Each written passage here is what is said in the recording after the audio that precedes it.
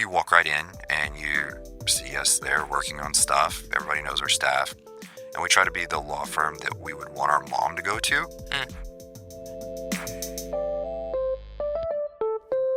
Well, Cory, thanks so much for taking time to stop by the studio today, man. Absolutely. Thanks for having me. So you are the first attorney we've had on the Biz Tape. I was telling you beforehand, I'm watching Better Call Saul right now.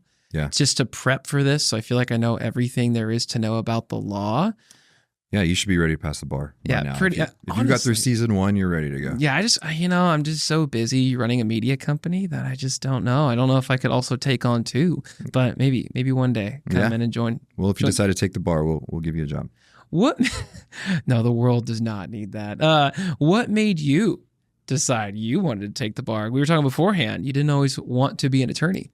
Well, it's not that I didn't want to be an attorney. I just excelled a little bit at like some of the more boring classes in high school and those types of things, government. And I had a high school government teacher that he would let you do whatever you wanted, essentially. So all the kids were like asleep and would be talking about like, well, what do you think if the Constitution said this? And I would look around, I would be the only one like, well, I think it should probably say that. And he's like, well, what if this happened? And I'd be like, oh man, in my 18 years of wisdom or whatever, I had never thought of that. So I was kind of inclined towards those kind of areas of study. I thought they were interesting, but never thought I would be an attorney, mostly because I grew up in a town of 900 people in the middle of the desert in West Texas and didn't really even know attorneys or anybody that had, done anything like that.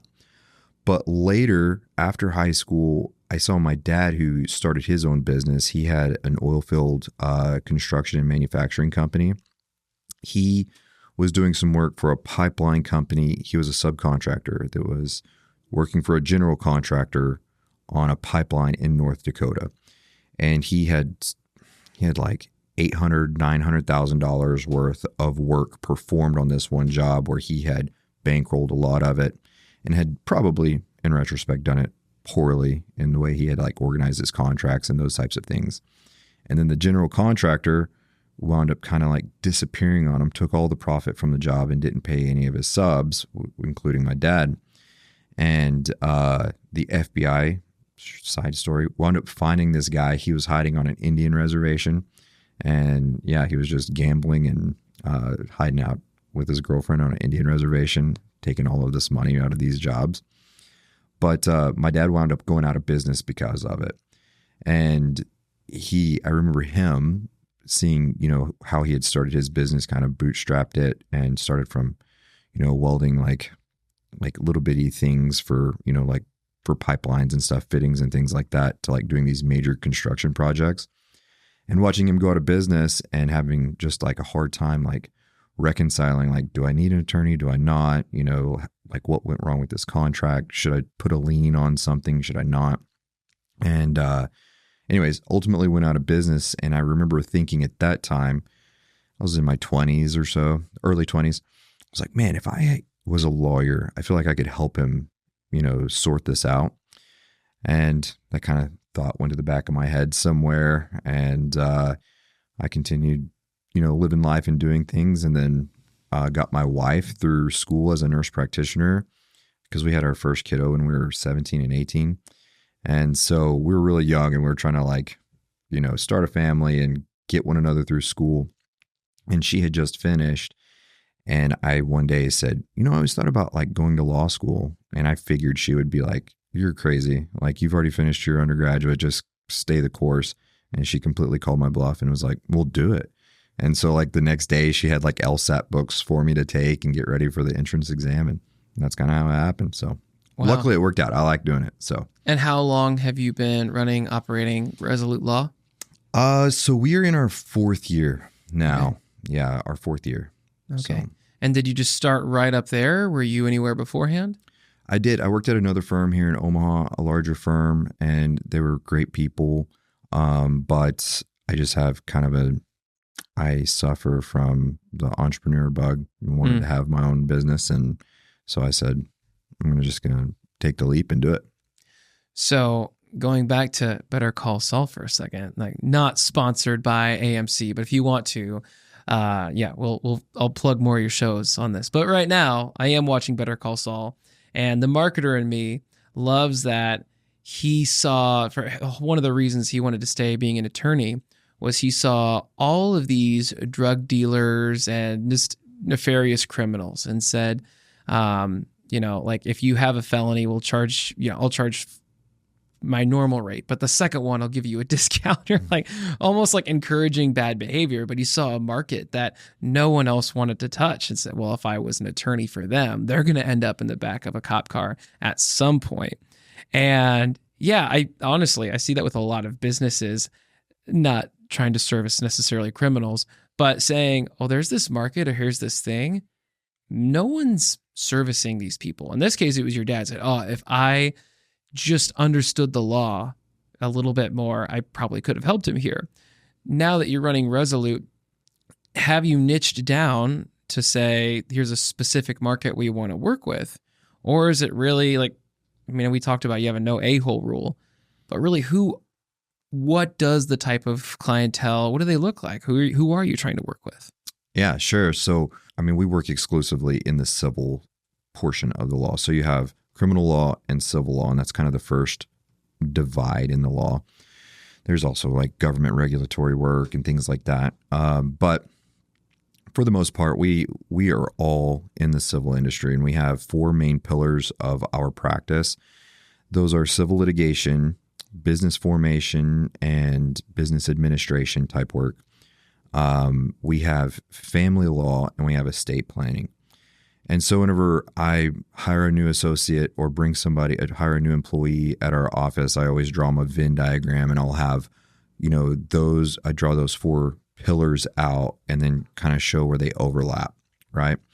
And in the middle, that's where we try to provide service, the person that could be anywhere in the middle. So we have people come in on the family law side or on the litigation side, whatever it is. Or a lot of times like business formation, they'll come in and they form a business with us. We want to make sure that we get our business set up correctly, that we have all of our, P's and Q's here in order. And they come in as business formation clients, and we just try to do a great job for them. We always say we're attorneys, but we're like not high on our own farts. So you don't have to go up to some glass tower and find underground parking and climb out of the parking garage like a Ninja Turtle to find us. So you walk right in, and you'll see us there working on stuff. Everybody knows our staff, and we try to be the law firm that we would want our mom to go to. And so we build a good relationship no matter which kind of pillar they come in on. And what we often find is that they're like, oh, they did great with us in this area. We really appreciated like how they build us and how they were transparent with us and all of those types of things. And then they will oftentimes come back. We form a business, and then that business maybe they get sued, or maybe they have an employment law issue, or they need to sue someone, whatever the case is. And they come back to us and they say, hey, can you help us? And now they're in our business formation pillar, but now we've moved them over to our civil litigation stuff that we do. And those same people, sometimes, they have family issues. All business owners, they need to have like an estate plan. So they trust us to handle those types of things as well. But where all 4 of those kind of circles on that imaginary Venn diagram kind of overlap with one another, we're looking for our ideal client it's a pretty broad spectrum, but is somebody that, one, is inclined to hire an attorney. There's lots of people who, especially now, they want to go to LegalZoom and Rocket Lawyer or use ChatGPT or Claude or something like that to help them with their legal work, which is great that they're at least trying to do something right.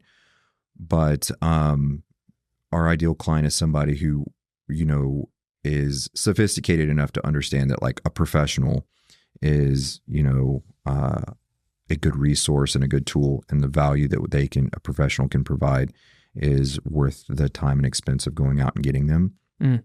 And so I guess that's really our ideal client. And unfortunately, attorneys and professional advice is expensive. It is a bit of a luxury type thing sometimes if you're bootstrapping a new company and you're like, all right, I can do this on LegalZoom for $50. And I might lose $50,000 later because I mess it up, but at least I'll get my business off the ground. There's people who are in those spots.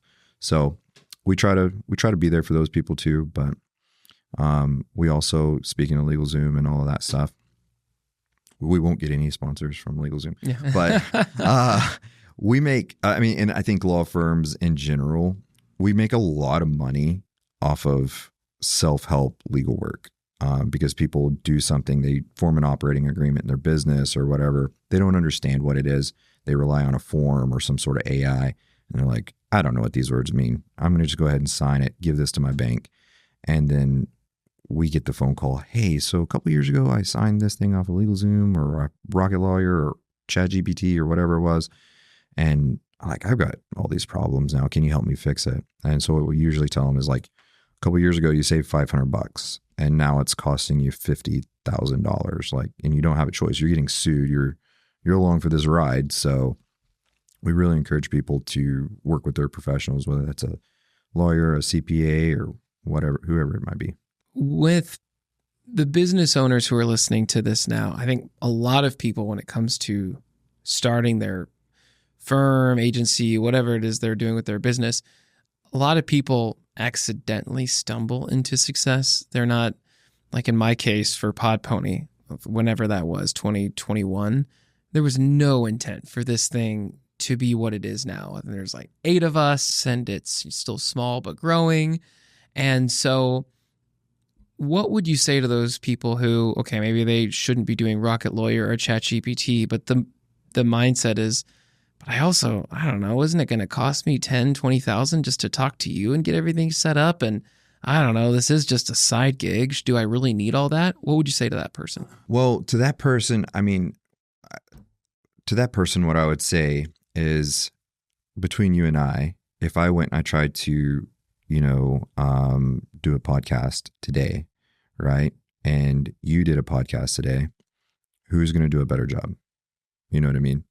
Like, or if I couldn't even get a couple attachments on an email today, right? Like, for whatever reason, like my Outlook wasn't doing it, but we have IT people that's like, hey, something's not downloading off the temporary whatever file and is not, whatever. And I don't want to have to deal with that, to try to figure that out. So I pay people that are really good at it, and they're like, oh, well, you're missing a period or something in your file name. Like, this is what's wrong. And it would take me 3 hours to figure that out.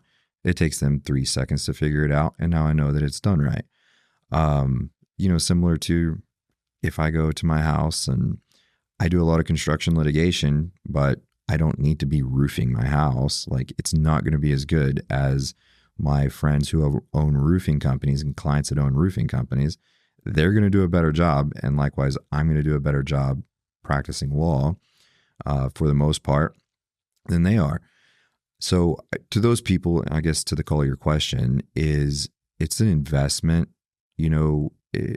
everything, just like your CPAs, they're extraordinarily important. Do you want to pay, somebody to do your taxes right? Or do you want to pay the IRS a fine because you messed it up? Like, do you really understand the difference between the end user and sales tax and, just somebody who that product is passing through? And are you reporting those sales taxes? Are you classified as the end user or not as a subcontractor who has a general contractor on a construction job? Do you need to be paying sales tax for providing those materials to your general contractor? Like, I don't know. I don't know those answers. My CPA does. Yeah. But I don't want to spend $100,000 on a fine, at the end of the year and be short in taxes. So I would just pay my CPA a couple grand to sort that out for me over the course of the year, Yeah. So. And here at Pod Pony, we service a lot of financial advisors. And had someone recently say, there really isn't a lot of value in having a financial advisor unless you're lazy. I'm like, that's an interesting take. I don't prescribe to it. What I always ask people is, what's your time worth? Yeah. And in that case, maybe I could put a lot together with ChatGPT. I could do a lot of research to get all this legal documentation and who knows? In today's internet age, if I really did my darndest, maybe I could get it pretty close on one instance. And, full disclosure to the audience, yeah, we work together and there's always something random that comes up and you're like, well, shoot, this person's asking for this. We don't normally do that. If we don't think through everything that could go wrong and then something does, all right, great. Now we're spending an exuberant amount of time. I mean, on this one piece of paper that it's a lot easier just to send off to people. That's all they do to that point. Yeah. I mean, there is something to be said about that. I don't know if it's like a fable or what you would call it, but there is kind of a story in construction, a parable, I suppose, where a guy calls a contractor out to build a deck. And he's like, how much is it going to cost me to build this deck? And he's like, it's going to be $40,000. And the homeowner's like, I don't want to pay $40,000. Well, how much does the lumber cost? And lumber's going to be, $20,000. And well, how much would the tools cost? The tools, I own them and, use them and use them all the time. There'd be $5,000 worth of tools to put it together. And then the homeowner's like, well, why don't I buy the lumber and you let me use your tools? And, the contractor is like, well, that's fine, but how much are you going to pay me to teach you how to do it? Right. And so, I think there's something to be said about that. Just experience is, can be extremely valuable. Oh, totally. So speaking to your experience, in the last 4 years, do you have a specific lesson or moment or something that happened, whether it was through operations, marketing, something within your business where I always tell folks, if you really want to learn where you suck in life, just start a business. And it's a lot easier when you're part of a big firm, lots of associates, a lot of support. Now you're out on your own. Is there a singular lesson or moment for you that you reflect on to this day? I mean, singular, it would be hard to fit all of the lessons, to narrow which one was more important down to one. But operating a business is great. I love it. I think it is one of the most fulfilling things that you can do in your career, is to start something of your own. And, there's a lot of accountability and responsibility there. But I would say that personnel would probably be one of the biggest things. In our business, like I said, we want to be the law firm that you'd want to send your mom to. So for us, the relationship we have with our clients is extremely important. We want them to, for lack of better words, we want them to feel loved by us and through the service that we provide them. But in order to do that and in order to, meet that aspiration, we have to have the right people on our team. And so we've had great people, but that's been very intentional. So, with hiring, sometimes the demand, if you're just looking at the numbers, and you're like, we have this much work coming in, we want to capture that portion of the market. We want to, get those clients on our books, and that's good for profitability. But also those clients will come back and they'll tell their brothers and sisters and refer to us. And we could just go out and just go to the lawyer store and just go find one and, get one and be like, well, you passed the bar, you have your ticket, like jump in this office and start banging out files. We don't care if you're a good person or if you are, kind or patient, or if you have a teacher's heart and you're willing to sit down with somebody and talk to them and be like, this is what's going on in your life or whatever it is that we're helping you with.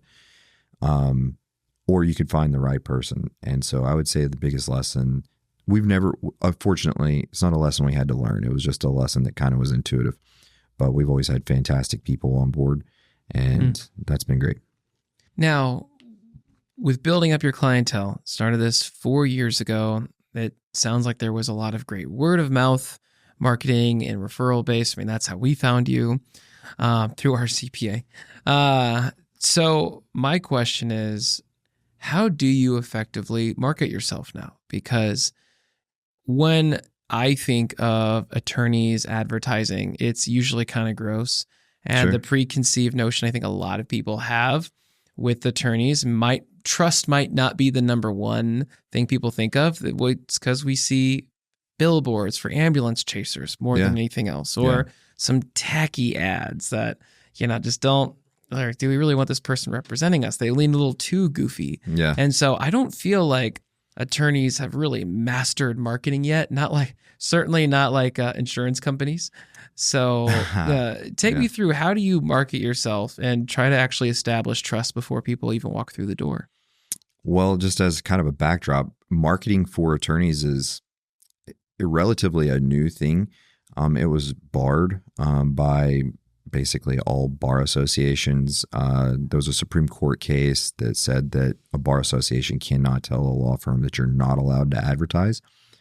And that's several years old now, but we didn't get a head start on marketing in our industry. And so there are some people who do get pretty wild. I think like the Texas Law Hawk down in Texas, and his ads and stuff are hilarious, but it probably appeals and stays top of mind for his clientele. But yeah, in terms of how we do it, we are primarily referral based, and we also have a ton of repeat clients. Back to kind of that Venn diagram, people, if we get the opportunity to show people like the value of what we can do, they oftentimes come back and they're like, hey, you helped us with, our estate plan. Now we're building a house and we have this, this issue. Can you help us with this? Or can you review a contract? Or can you help my brother who's, needs to do this with his business, whatever the case is. So that's a huge part of it. But we also, keep our lines open, and people, from a business standpoint, people need to protect their time. And I understand that. And we do too. We try to protect our time the best we can. But we have a policy at our office that, if somebody calls and they need to sit down and talk to somebody about whatever, we just say, hey, come in on Wednesday. We'll get you in around lunch. We'll sit down for 30, 45 minutes and we'll talk about what you got going on. And a lot of people come in and they're asking about something with their business, and then they walk out after just having the opportunity to meet us and our staff and come to our office and us showing them how we do things. They'll come in with, like asking a question about their business and leave and being like, hey, we'll see you next week to start working on our estate plan.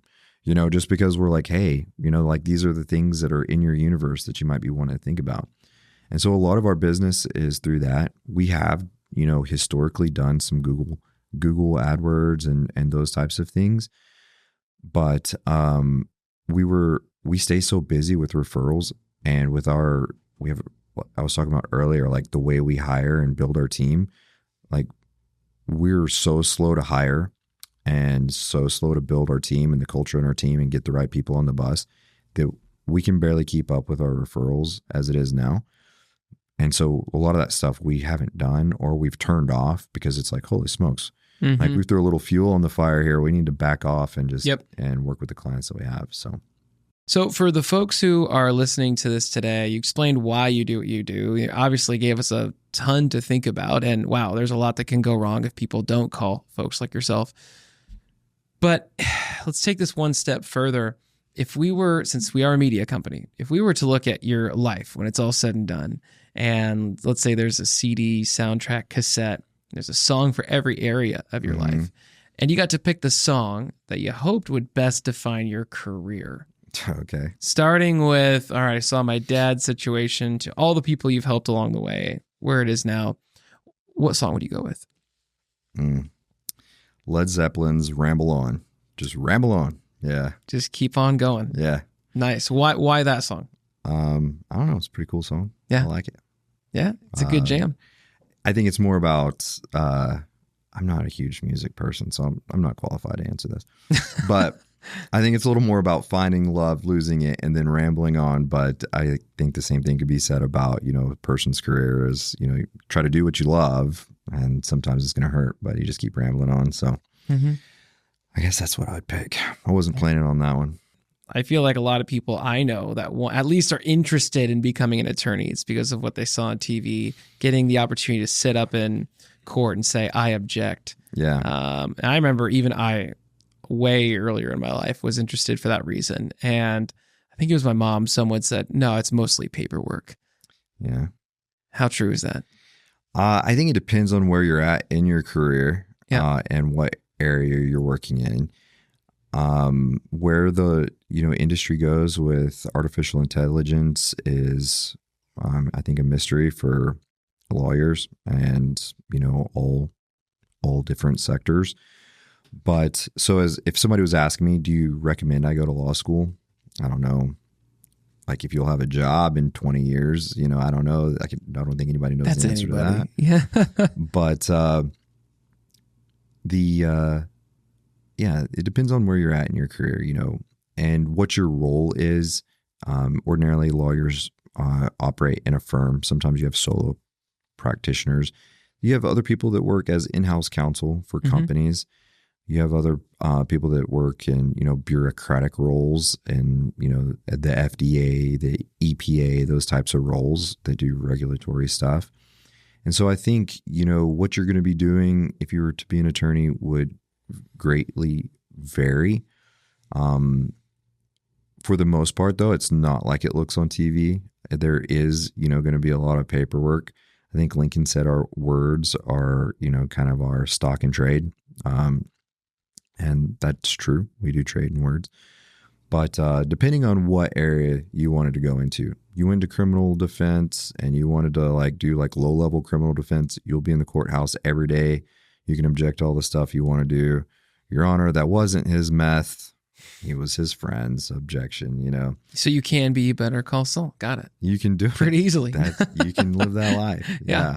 And then, other attorneys you have the old trope is you have finders and you have grinders, and there's, firms that look for attorneys who don't do a lot of lawyering, but they do a lot of eating lunch and playing golf and finding clients for the grinders who do a lot of that paperwork. So world's your oyster. You can turn it into whatever you want it to be. So for the finders out there who are looking to check out Resolute Law, learn more about you, where do they go? That was kind of clean. You got to give me some credit. It was. I don't know if the finders at law firms are going to be looking for us, but we have a website. It's a product of it's a long URL, but small business, you got to get in where you fit in. You're like, oh, that one's cheap.